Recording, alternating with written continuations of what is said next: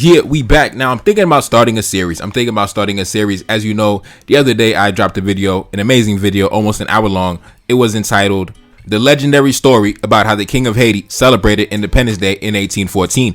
And in that, I dug up an old 209-year newspaper article, right, from the national newspaper of Haiti during that time when it was called the Kingdom of Haiti in the north side. And shout out to the ancestors, man. Shout out to the ancestors for actually leaving us documentation, written records, because these are things that cannot be altered, that cannot be fabricated by the European, right? These are things that cannot be doctored up. These are things that cannot be, you know how they do, man. You know how they do. So I'm just really happy that we have so many documents, so many written records, so many written letters, so many written accounts during the years of the Kingdom of Haiti, especially the regime of Henry Christophe, man. And like I said, go to my playlist section. I have a playlist called The Most Powerful Black Man of the Last 500 Years, where I speak about the reign during King Henry Christophe's time on the throne as the King of Haiti. In my opinion, the greatest era of black men going back at least for the last 200 years, man. We ain't did it that big in a very long time. And in this video is going to be a follow-up from one I did a few months ago, I should say. It was entitled The Story of How the Haitian King Assassinated the Ambassador of France, also 1814. You know, a lot of legendary things happened in the 1810s, man. A very good decade for black men. Black men were really doing our thing out here, you know, to put it plainly, to put it simply. And today I actually dug up the newspaper article that spoke about it shortly after it happened, right? Shortly after the whole fiasco happened. And we are going to see what the national newspaper of Haiti said shortly after this event. Before we get into that, in case you didn't know, around the year 1814, there was a regime change in France. Napoleon was overthrown. He had to go into exile. And then the party that overthrew him was actually the party of, how do I say it? Basically the Republicans of the French during that era, right? Like how y'all view the Republicans, the super, you know, right wing, super white supremacists, you know, yeah, they were basically the French version of that, right? And with that came the return to colonialism, the return to the plantation system. We must reclaim our colonies and reclaim our place as the European imperial power, right? That was the objective of that regime coming in.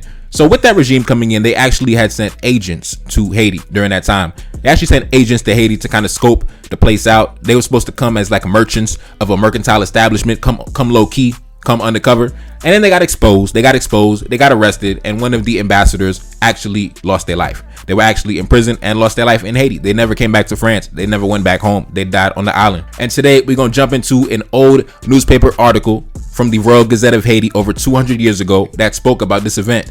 This wasn't something that was hidden from the public. This was not something that was hidden from the international community, as they like to call it nowadays. The United States knew about it. The British knew about it. The Spanish knew about it. They knew that there was a French ambassador that went to Haiti to negotiate with the Haitian government, and he lost his life. Yes, they knew about it. Yes, black men was really out here moving like that. Yeah, we was mobbing like that. Now, let's get into the article. First, let's begin with the summary, as you can see up on the screen. Readers will notice this issue that the epigraph of La Gazette once again changed. Fascinatingly, the quote now used is not attributed to any particular individual and reads, "Friends, when you hear the words slave and master, let nothing stop the wrath that ignites us. The bell of liberty has been rung. Run to your weapons, to fire, to carnage, and to revenge." However, further examination of the present issue reveals that these are the words of Baron de Bastille, given in a speech after the capture of the French spy, Augustin Franco de Medina. Franco de Medina had been sent to the northern part of Haiti in the summer of 1814 by the French Minister of the Marine.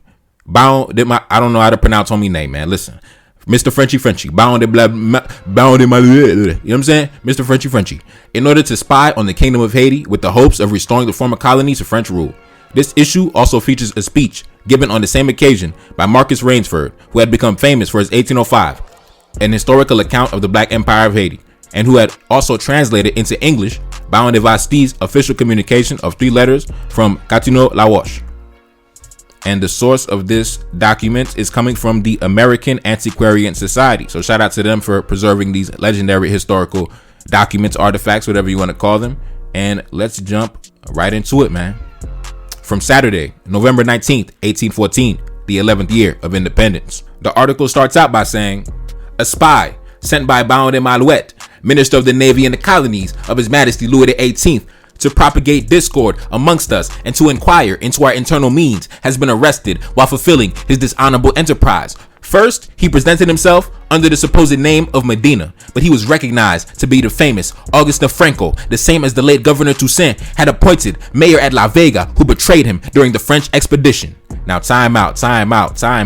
Now, for those of y'all who watch my playlist, The Most Powerful Black Man of the Last 500 Years, that whole documentary I did on King Henry Christophe, and you're already familiar and you kind of got a background on the story, then you already know that Franco de Medina, he was a former plantation owner in the colony, right? Before the revolution, he was owning big plantations, having people enslaved, you know what I mean? Making money on the plantation. When the French got kicked out, he obtained a government position in the regime of Louis XVIII. And like I said, he presented himself as some agent of some merchant establishment, right? Trying to trade, trying to make money, trying to do business. But then he presented himself under the name Medina, but they recognized him, even though 10 years had passed since the revolution, right? They still recognized that old dude stationed in La Vega that Toussaint Louverture had stationed during the French expedition. But as we can see in the article, it said that he had betrayed the Haitian Revolutionary Army during the war. I mean, but at the end of the day, brothers, that's what y'all get for trusting a white boy.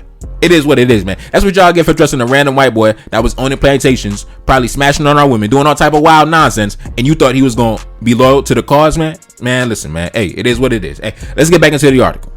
Let's pick up from where we had left off. He presented himself under the supposed name of Medina, but he was recognized to be the famous Augustin Franco de Medina, the same that the late Governor Toussaint Louverture had appointed mayor at La Vega, who betrayed him during the French expedition, and who has since become an ardent and zealous supporter of Napoleon Bonaparte, betraying the cause of his king Ferdinand and his country. This dishonorable man now devotes himself to playing the vile and dangerous role of a spy for Baron de Malouet, the head of the colonial regime of the former French colony.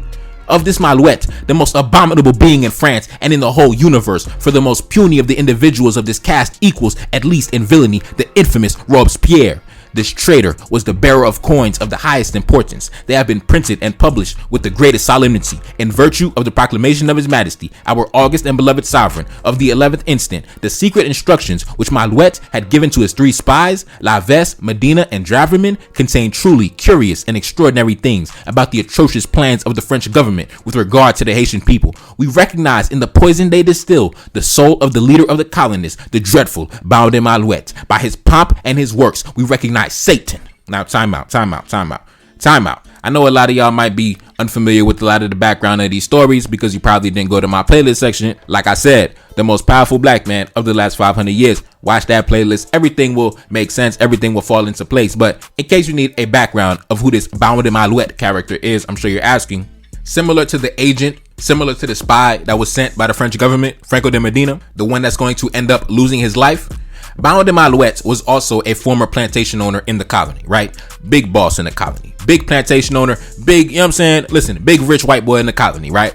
Once they got kicked out, similar to Franco de Medina, he also gained a position in the French government, right? And they call him in the article the head of the colonist state because he is the minister of war. He is the minister of the marine. He is the one that came up with the idea to militarily invade Haiti and reclaim the former colony. Now, as we know, they were never successful. In fact, they never sent not one single ship during the regime of King Henry Christophe. They did not fire one single shot. And in fact, during the regime of King Henry Christophe, there was never any military engagement between Christophe's government and a foreign power, let alone a European adversary. Unless you want to count the times where Christophe's navy had captured European slave vessels and rescued those on board. If you want to count those as military engagements, then I guess you can, but I really wouldn't claim that. That was just simply policing your borders, Coast Guard, seizing a ship. I don't think that's a military engagement, but during Christophe's reign, there was never any military engagement between him and a foreign European adversarial power. Even after the French ambassador in this article lost his life, the French still never sent not one single boat, not one single ship, not even a damn canoe over to Haiti to see what was up, man. They ain't said nothing. They ain't even come defend their mans, right? You would think if a government official ended up losing their life in a foreign country, we got to mobilize the troops, man. We got to deploy the troops. No, Christophe spent the next 6 years on the throne until his death, right? This article was written in 1814. Christophe spent the next 6 years, not one single ship came through on his borders to even ask him what happened to that French ambassador. They ain't even ask him to send the body back so his family could bury him. Like, I don't know what was up with that, man. They just didn't want no problems with Christophe back in the day, man. I don't know, man. I don't know. Like I said, go to my playlist section, The Most Powerful Black Man of the Last 500 Years. Check that out. Let's jump right back into the article. The article goes on to say, Augustin Franco de Medina also revealed in his interrogation secrets of the utmost importance for the Haitian people. When this traitor fell into our hands, the king was at the citadel with his royal family. His Majesty was busy giving his orders to hasten the great preparations for the defense of the kingdom. At the news of the arrest of this agent of the French, Christophe had went to the royal town of Sans-Souci, where he became aware of the documents and the interrogations of Franco de Medina. Christophe, having judged that their content was of interest to the salvation of the people, immediately ordered all the authorities of the kingdom to go to the capital to attend the Te Deum, which would be sung in thanksgiving to the Almighty for allowing the criminal plots of our implacable enemies to come to the light. Accordingly, the king, the queen, and the royal family went to the capital on the 16th. Christophe and his family were welcomed by the noise of the cannons and by the cries of joy of the people who had come in a crowd with leaves to meet them. On the 17th, the great dignitaries of the kingdom, with their wives, the civil, administrative, and military officers in full dress, went to the royal palace to accompany Christophe and the royal family at the Metropolitan Church. The crowd and the choir were tense with mourning as we reminisced on the famous prescription made by Rochambeau to the Haitian ladies. Remember, this monster tempted all the apartments in mourning and sorrow when he announced to the Haitian ladies that they were present at the funeral procession of their husbands and relatives. The white women, lined up behind the blinds, laughed in ecstasy at the tears that the unfortunate Haitian women shed over their disastrous fate. Now, time out.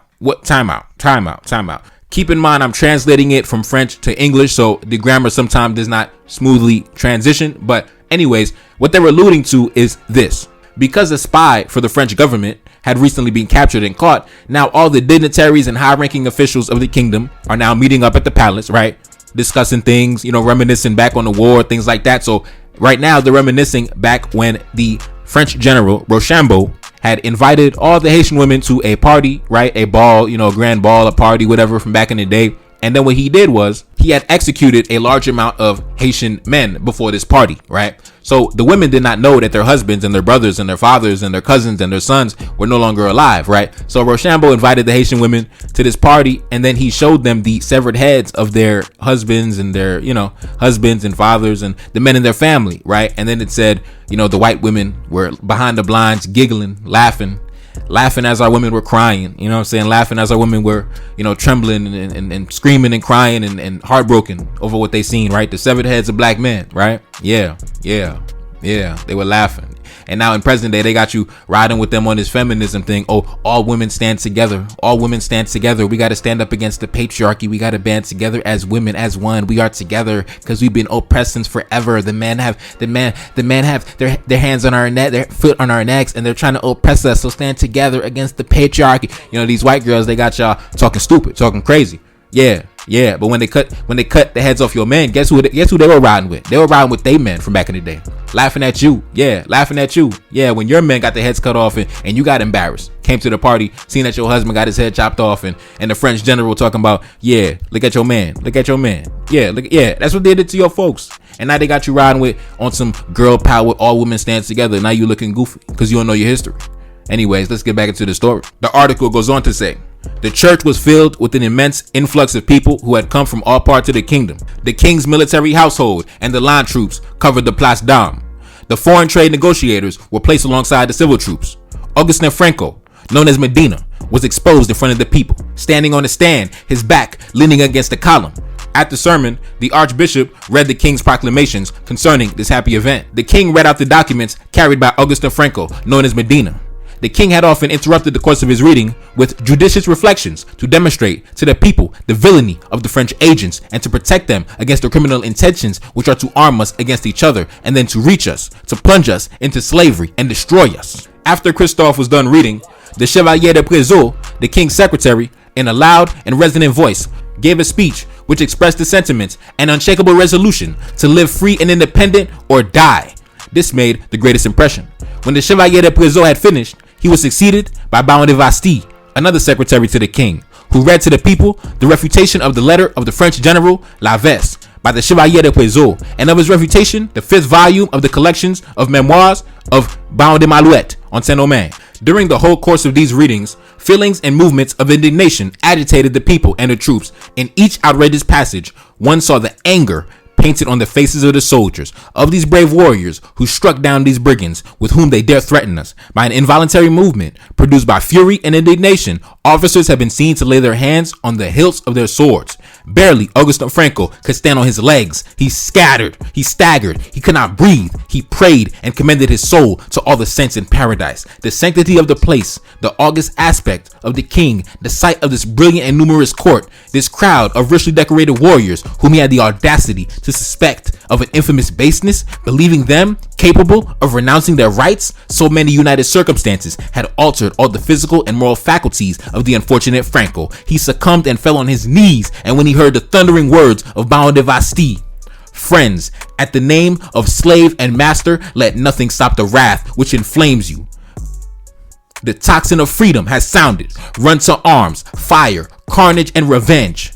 At this call, Franco, believing that he saw thousands of bayonets turning against his chest, seized with terror, felt ill. They were obliged to have vinegar and cordial brought to him to bring back his useful terror. What a pity that his two colleagues, Laves and Draverman, had not been at his side. What a beautiful trio that would have made. Okay, time out. I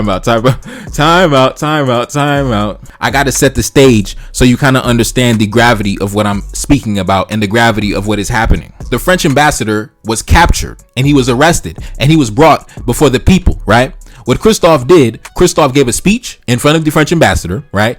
As well as all the dignitaries and all the troops, the entire army. When the French spy Franco de Medina was caught, they also took all the documents that he was carrying. One of the documents that he was carrying was an instruction manual, right? Basically telling him what he needs to do when he goes over to the island, what information that he needs to gather. So during this meeting, during this assembly that they're talking about in this article, one of the things that they were reading, besides giving out speeches and things like that, big proclamations, they were also reading all the documents that were sent by the French government, the instruction manual sent by the French government. That's why it said the anger painted on the faces and the movements of indignation, and everybody was ready to grab their swords. They said sometimes they would read passages from the instructions and you could see their faces painted with anger, and some already got their hands on a sword ready to, you know what I'm saying, just smoke them right on the spot. So you have to understand, it's something major happening right now. Imagine a foreign government official gets sent to a foreign land, right? He gets captured, but not only is he captured, he's brought before the entire military, he's brought before the people, he's brought before the government, all the government officials, as well as just a crowd of people that just want to come and just see what's happening, right? So it's not just the armies here, but as well as a lot of the citizenry, you know, the farmers and the citizens, they at the event, like, you know, we captured a spy.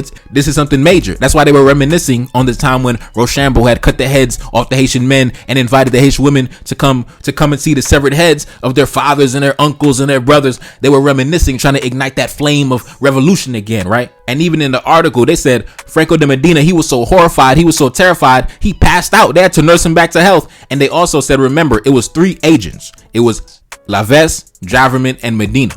Laves and Draverman, they went to the south to negotiate with the mulatto generals in the southern regions. Medina came to the north to negotiate with Christophe, but as we can see, he was caught. And in the article, it said, at the call, Franco, believing that he saw thousands of bayonets turning against his chest, he seized with terror, felt ill. They were obliged to have vinegar and cordial brought to him to bring back his useful terror. What a pity that his two colleagues, Laves and Draverman, had not been at his side. What a beautiful trio that would have made. So in the article, they said, man, it would have been beautiful if we had all 3 of them so we could torture them to death. Like, yeah, that's the vibes, man. That's the vibes. Now, let's get back into the article. The article goes on to say, and you old bastards who expose your people to play the dangerous role of spy, oh Malouette, what a fine figure you would have made with your embassy. Ah, if only we could hold you with your infernal cohort. How we would have arranged you. We would have taught you what it costs to insult the free people.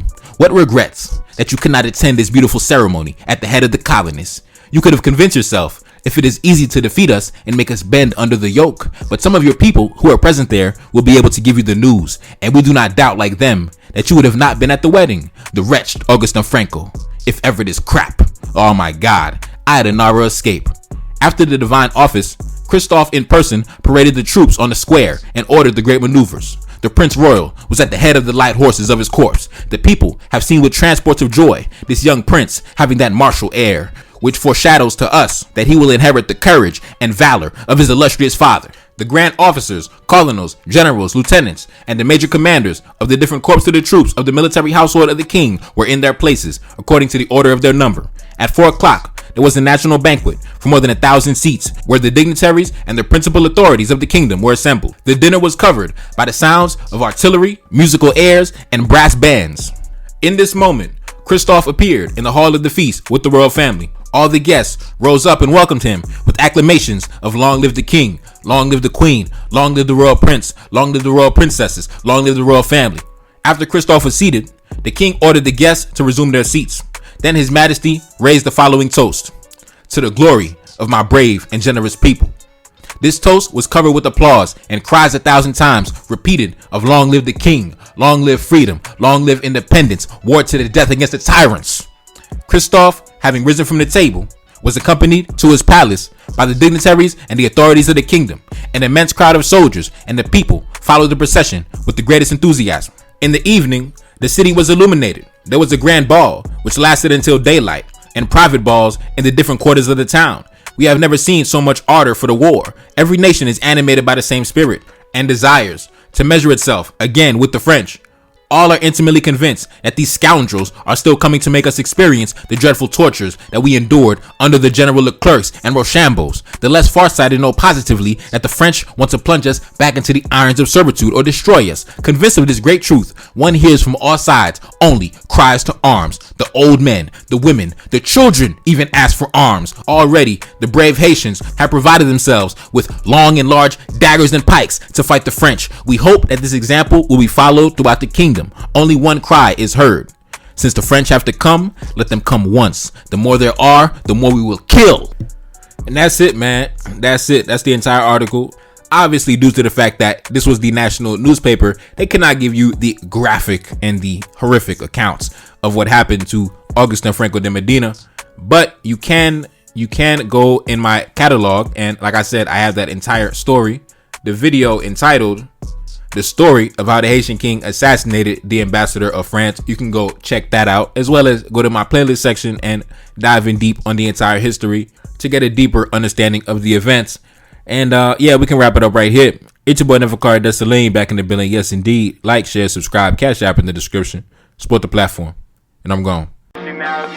Reincarnated, I'm back in original fashion. I left on a horse and came back in that ass, and I left with abundance and came back to famine. We used to be pyramids, now we be rapping. Look how the mighty have fallen. Used to be running, now we be walking. When you be cooning, that's when they applauded. Selling your soul, your sons and your daughter. Gotta come up in this shit, they stuck in the mix. Really, my heart it be breaking. That's why I'm stacking that paper and handle my business. Pass it down in generation. Talking about money and power and building a nation. That's a deadly combination. Never be watching the TV, they pushing agendas, falsifying information. No, they got malice intentions. Step in the room and I'm feeling the tension. Enemy watching, he blocking my vision. Paying for the check cause I need my redemption. Building my kingdom, I need it protected. Ready for war like a young Money Congo. Never decided the team is the motto. Up in the crib and I'm whipping up waffles. Up in the crib and I'm smoking gelato. I'm chilling, I'm taking my pain and make it ambition. I'm blessed by the gods, but I ain't religious. I came for the power, they came for the bitch. They making no hourly wage, I got business. This shit is an art and they could never be taught. Selling my soul, I can never be bought. Play with my money, I see you ain't caught. Run to the check and I do it for sport. Babylon falling, I go to the source. Packing my luggage and go overseas. Shorty be with me and she so elite. Shorty be chocolate, I'm calling her Hershey. Secret intelligence probably gon' murk me. Don't fuck with brands cause nigga I'm Haitian. Say the wrong shit and you're smacking their faces.